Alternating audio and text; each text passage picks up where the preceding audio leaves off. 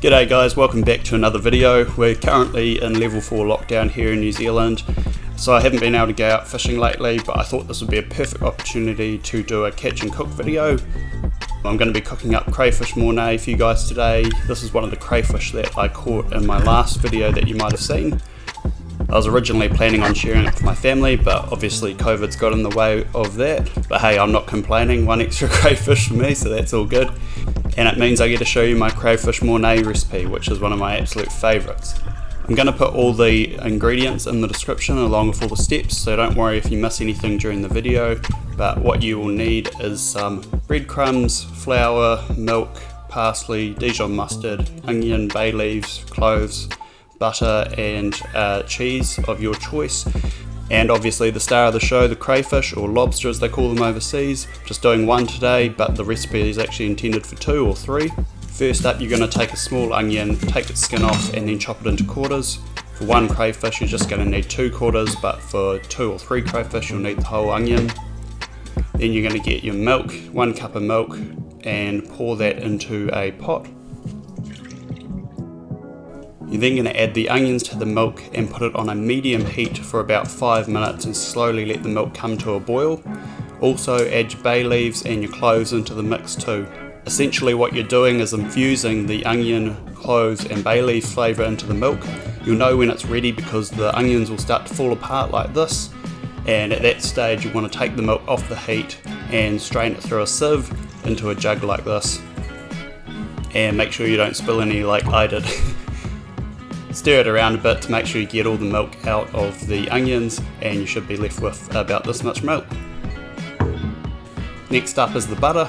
So you're going to take about 30 grams of butter for 1 cray or 60 grams for 2 to 3. Chuck that in a medium sized saucepan on a low to medium heat until the butter has melted and starts bubbling. Once it's bubbling like this, I like to add in a bit of pepper to add a bit of extra flavour. Give that a stir around, and then you're going to add the flour in. So we've got about 1/8 of a cup of flour for 1 cray, and mix that in with the butter, and you want to stir that in for about a minute until it's really combined. Once it starts bubbling like this, you know it's combined well, and then you're going to start adding the milk. Now you really want to add the milk slowly and at stages. Don't just pour it all in at once. Add little by little, about 1/4 to 1/5 of the total amount at a time. If you add it all in at once, it will clump up, but if you add it in stages, you'll get a nice smooth consistency, which is what you should be aiming for.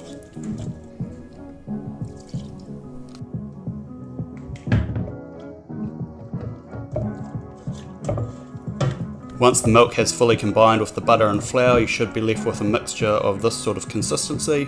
So not too thick, but not too runny either, somewhere sort of in the middle. At that stage, you're going to turn the heat off and incorporate the Dijon mustard and the cheese. So yeah, just about a teaspoonful of Dijon, and then, I don't know, I just eyeball it, about a handful of cheese, maybe a 1/4 cup. Mix those together and the cheese will melt in nicely. You should be left with quite a thick mixture of this sort of consistency.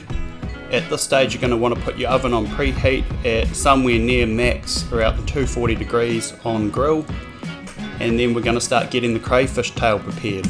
So what you're going to want to do is get a nice sharp knife and have the crayfish tail laying flat on a chopping board and chop it right down the centre like this. It can be quite difficult, so you're going to need someone who's pretty strong to do this.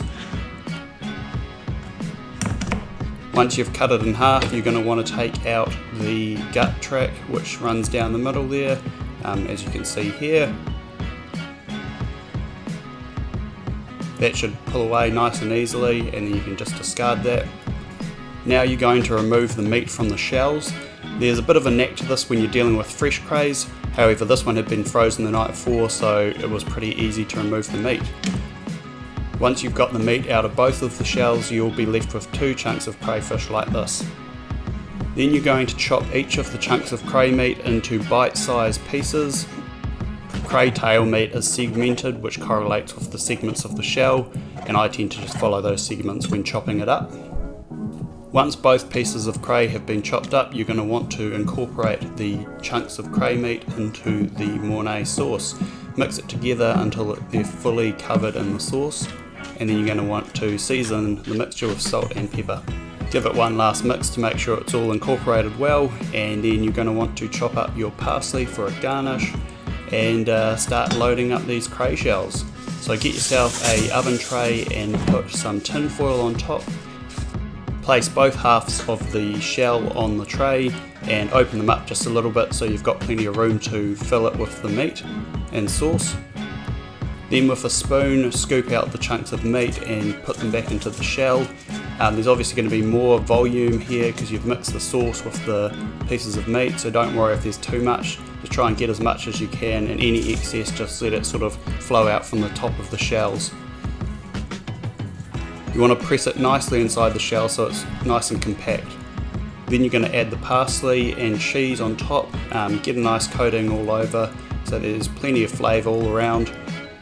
And after the cheese and parsley's on there, you're going to get the breadcrumbs and add those too.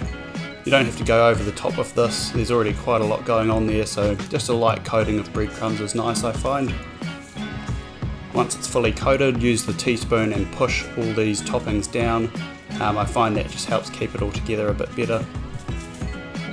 Now these beautiful works of art are ready to go into the oven for about 5 to 8 minutes, or until the breadcrumbs and cheese have started to go a bit brown on the top. I tend to just eyeball it, and after 5 minutes I just check it every minute or so to see where they're at. So after about 8 minutes these ones were done and they've browned up nicely on the top there. Look at that, cooked to perfection. Those look absolutely divine and they are ready to be plated up. I usually serve up the crayfish Mornay with a side of salad and chips, but they are equally delicious by themselves. So here's the finished product, guys, and these crayfish tails look absolutely stunning. Once you've tried these, you'll never go back to just garlic and butter crayfish tails, because these are incredible. Hope you've enjoyed this recipe, guys, and I will see you on the next video. Cheers!